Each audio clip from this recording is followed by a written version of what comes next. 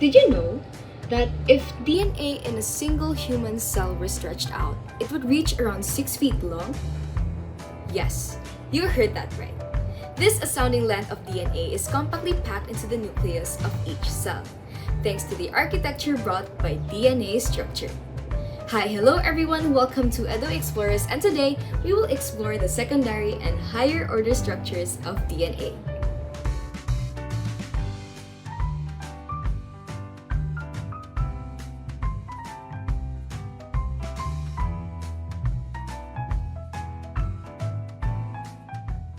Okay, so first, in 1952, Rosalind Franklin and Maurice Wilkins used the process of X-ray crystallography to take pictures of DNA. So, in truth, it is mostly Rosalind Franklin's contribution that led to the discovery of the DNA model. Next, in 1953, using the photos obtained by Franklin, the American biologist James Watson and English physicist Francis Crick were able to propose a theory that DNA is composed of two strands intertwined around each other called a double helix. So their works became a cornerstone in the history of biochemistry because they were able to establish the three-dimensional structure of DNA. Now, aside from the X-ray diffraction photographs obtained by Franklin and Wilkins, Watson and Crick's DNA model was also based on the Chargaff rule, which we will discuss more later on. Okay, sige, so let's have a pit stop to see if you are really paying attention.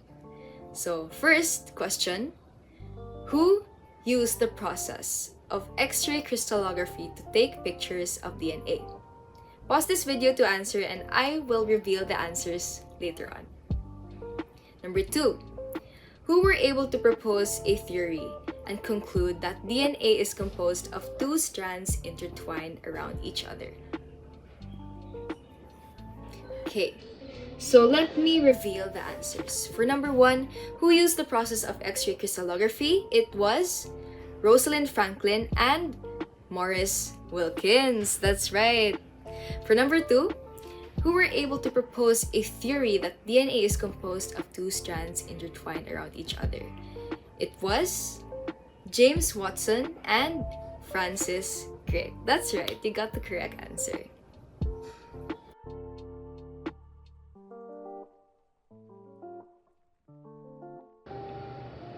Let's now proceed to the secondary structure of DNA. So guys, please try to observe the picture.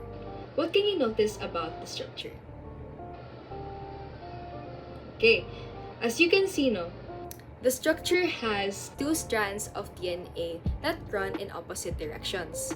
Also, the nucleotides present on one strand pair with those on the opposite strand. So, paana.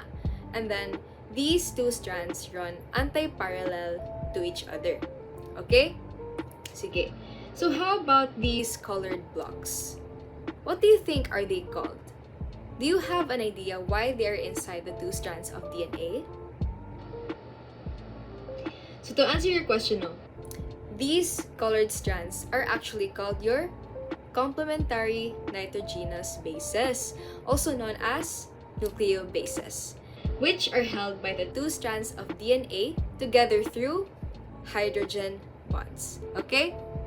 Now, these bases are hydrophobic. Hydro meaning water, phobic meaning afraid. So they try to avoid contact with water. Now, it is through these hydrophobic interactions which allows the stabilization of the double helix structure of DNA. Okay? Now, so there are two types of nitrogenous bases that can be found in your DNA. First, we have pyrimidines, and second are the purines. So for pyrimidines, these consist of cytosine and thymine.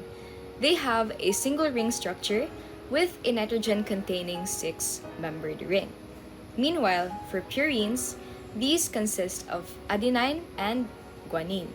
They have a double ring structure with a nitrogen-containing 6-membered and 5-membered ring. So all you need to remember is that pyrimidines have a single ring structure. Meanwhile, purines have a double ring structure. Okay? So, as we can see, no, the nitrogenous bases are paired. My question is, do you think that these are just paired randomly or is there a specific pattern? If you notice, these are actually not random and naay specific letters that are always matched together. And that is exactly what the Chargaff's rule is all about. Okay, so let me explain it to you. So, according to Erwin Chargaff, for each adenine on one chain, a thymine is always aligned opposite to it on the other chain. Meanwhile, each guanine on one chain has a cytosine aligned with it on the other chain. And these bases are paired to form hydrogen bonds with each other. Si adenine and thymine, they pair with 2 hydrogen bonds. Meanwhile, cytosine and guanine pair with 3 hydrogen bonds. The way the base pairs are bonded helps stabilize the double helix. Okay? Now, guys, do take note that since these are complementary base pairs, it means that they're always paired together. Dili gud sila magbuwag. For example, si adenine, always gyud na siya mo pair with thymine. Dili siya mo pair ni guanine or ni cytosine kasi thymine gyud iya ha, and vice versa.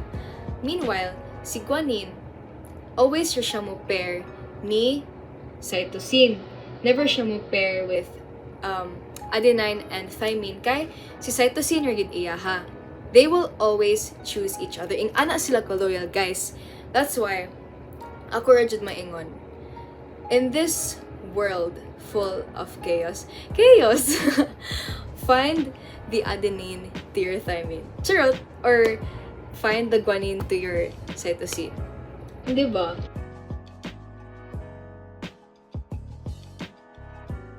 Ay magkabala ka na hangtod karon wala gihapon mo uyab because pareha ra gud sa mga complementary base pairs, no.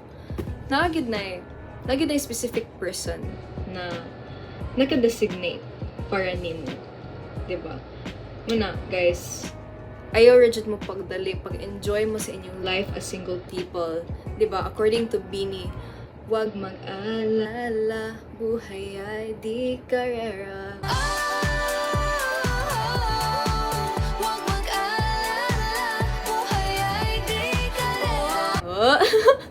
Shout out to the blooms there.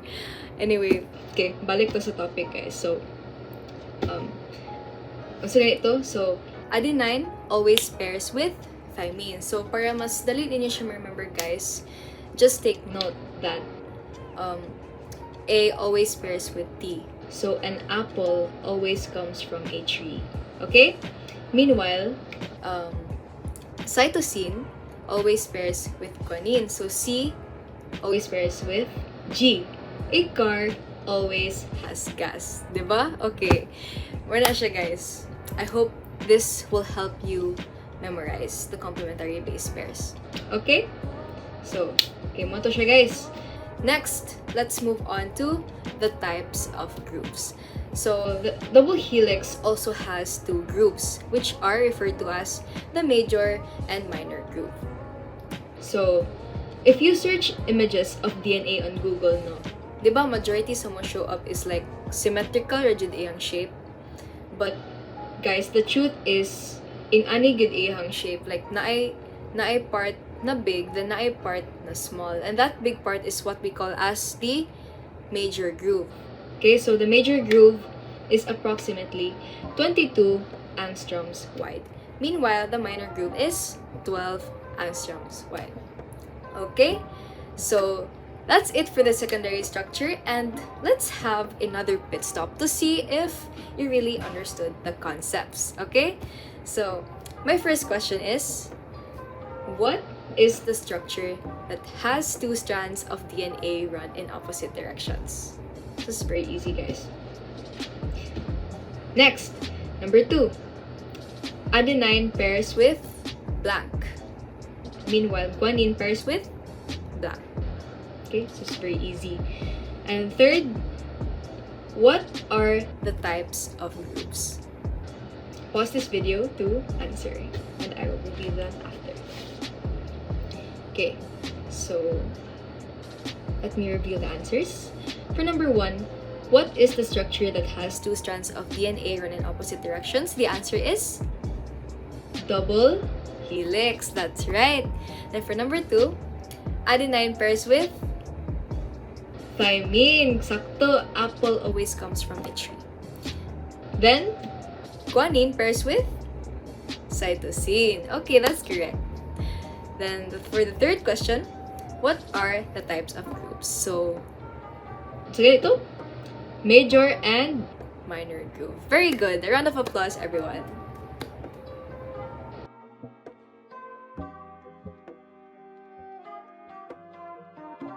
Okay guys, so we are done with the secondary structure and let us move on to the tertiary structure. Now, before anything else, let me ask you, if the primary structure refers to the linear sequence of nucleotides, then the secondary structure refers to the double helix, what do you think is the tertiary structure? Sige daw, from the word tertiary, what do you think does a tertiary structure of DNA look like? Okay, so to answer that question again, the tertiary structure refers to the 3-dimensional structure of DNA. So there are 4 areas in which the structural forms of DNA can differ. First, we have handedness. Right-handed ba siya or left-handed? Next is length of the helix turn. Third, number of base pairs per turn.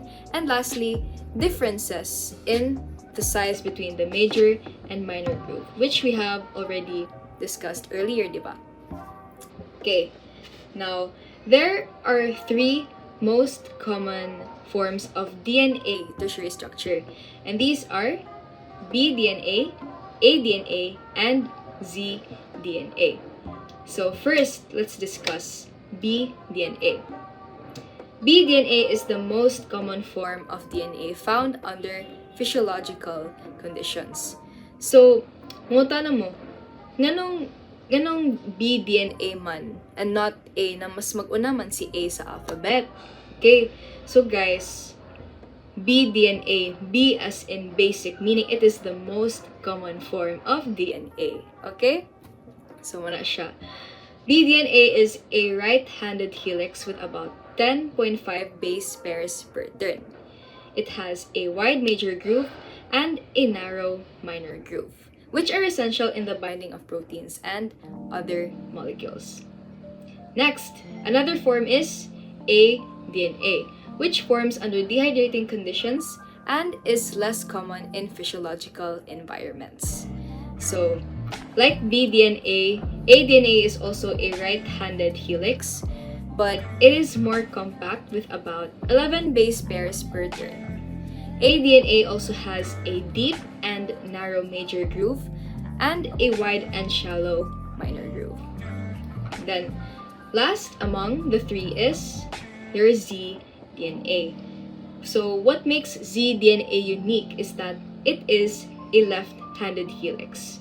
It forms under high salt conditions or supercoiling stress.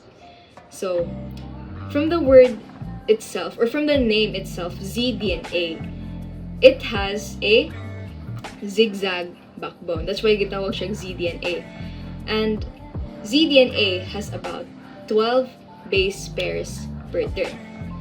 Now, another unique characteristic of zDNA is that its major groove is flattened, while its minor groove is narrow and deep. Okay? Gets ang difference sa tulo? So, based on the picture, what else can you observe about the tertiary structure? If in the secondary structure, the double helix appears in a straight manner, I mean, yes, it intertwines, but it's arranged in a straight strand. Unsa man sa tertiary structure, guys? Okay, so for the tertiary structure, the DNA twists upon itself. And this twisting is referred to as the supercoiling of the DNA double helix. Now, why do you think must DNA undergo supercoiling?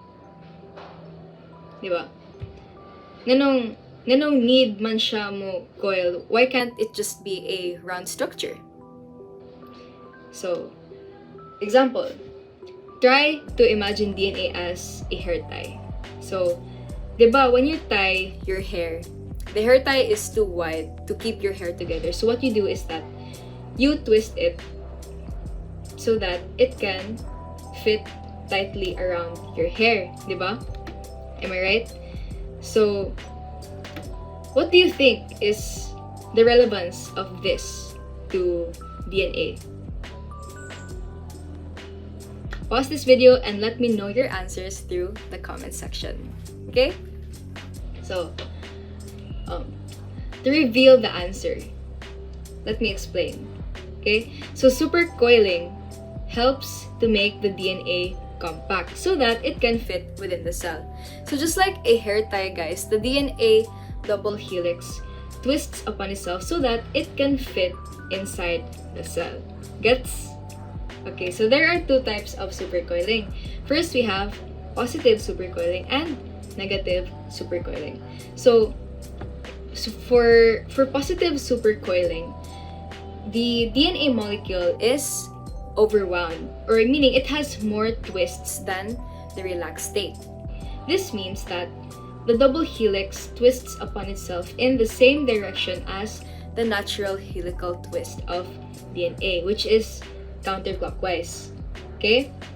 Now, positive supercoiling also results in additional helical turns because, again, it's more intense, so it will lead to more helical turns beyond the normal helical turns of DNA.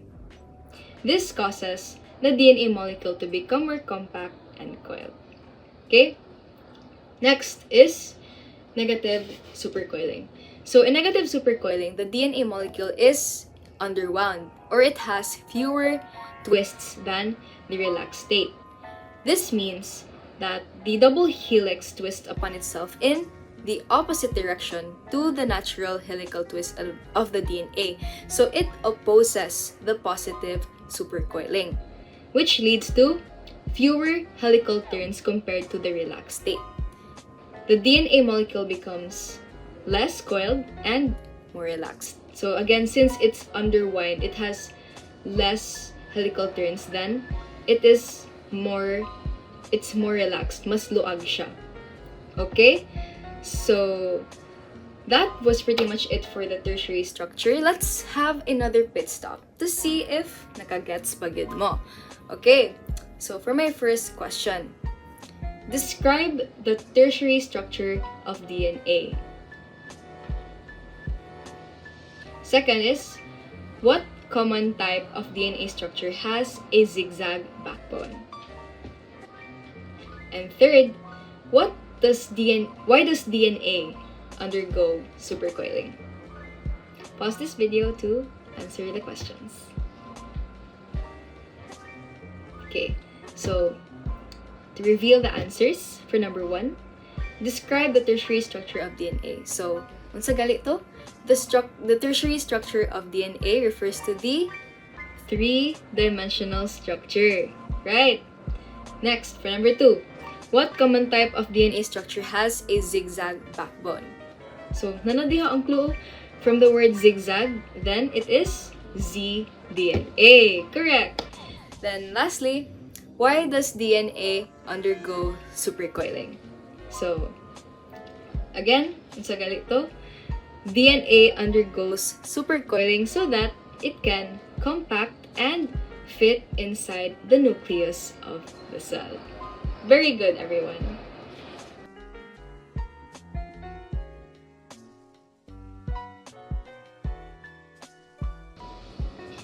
Okay guys, so we're finally on to the last part of our lecture, which is about the quaternary structure. Now, how do you think is the quaternary structure different from the tertiary? Diba, in the tertiary structure, the DNA has already undergone supercoiling. So, what else does it have to go through for the quaternary structure? Can you guess? Okay, so let me explain it for you. The quaternary structure of DNA involves the interactions of DNA with different DNA molecules or between DNA and proteins, forming the higher order structures. So here in the quaternary structure, it is not just confined to DNA itself because it involves the interaction of DNA with other molecules such as protein. Okay? So this includes the formation of nucleosomes. So based on the structure, how can you describe the structure of a nucleosome? So if you can observe, each nucleosome is composed of a strand of DNA that is wrapped around a protein called your histones. So if you could still remember what I first said in the beginning of this lecture video, if a human DNA molecule were fully stretched out, its length would be around 6 feet.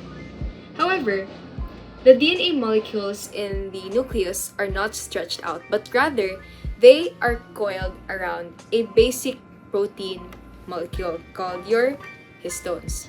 So it's similar to my example from earlier that it's like a hair tie that is tying around your hair.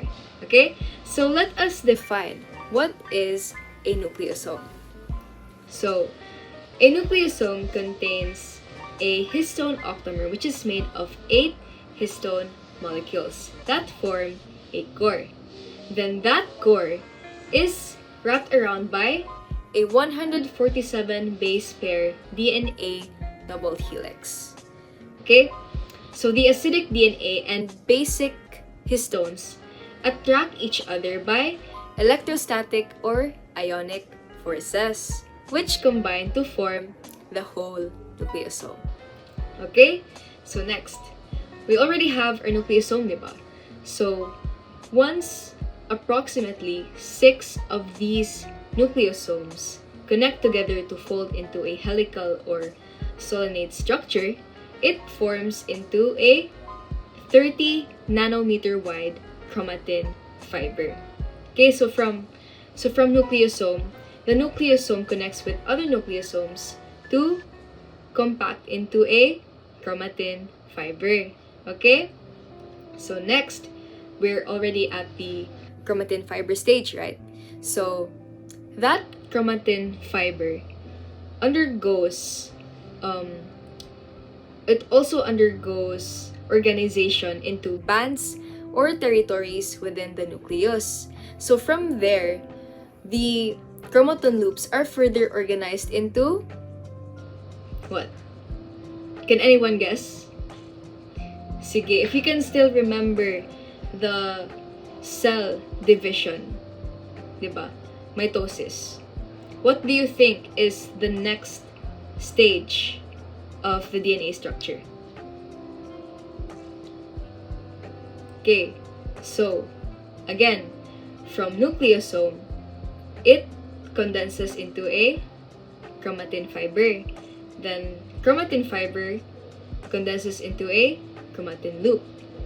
Then the chromatin loop, it condenses to form a chromosome. Yes, that's right. So during certain phases of the cell cycle, such as mitosis, the chromatin condenses even further into visible chromosomes. So yes, again, let's try to go over it again. So first we have nucleosome, right, which is composed of a core that has DNA wrapped around it. Then once these nucleosomes connect with each other and fold, they condense into a chromatin fiber. That's right. Then the chromatin fiber further condenses to form a chromatin loop. Then that chromatin loop condenses to form the visible chromosomes, which are the ones that look like a letter X. Yes, that's right. Okay, so that was pretty much it for the quaternary structure, and let's have our last pit stop for this lecture to see if you really understood. Okay, so for number 1, what is the structure that has a strand of DNA wrapped around a core of histones? For number 2, when nucleosomes are further compacted, they form what?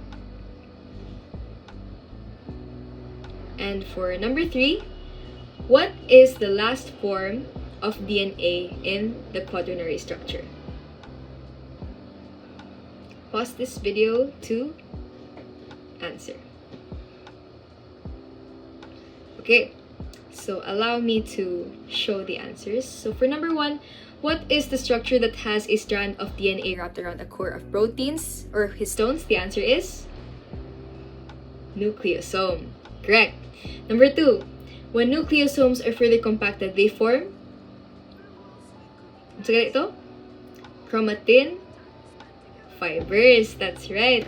And for number 3, what is the last form of DNA in the quaternary structure? So again, diba, from nucleosome to chromatin fiber to chromatin loop, it forms a chromosome. That's right.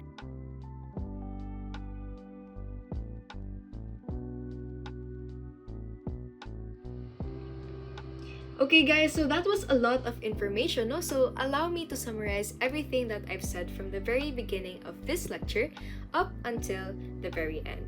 So here are key points that we must remember. So, nucleic acids, both DNA and RNA, have primary, secondary, and tertiary structures. The primary structure refers to its linear sequence of nucleotides.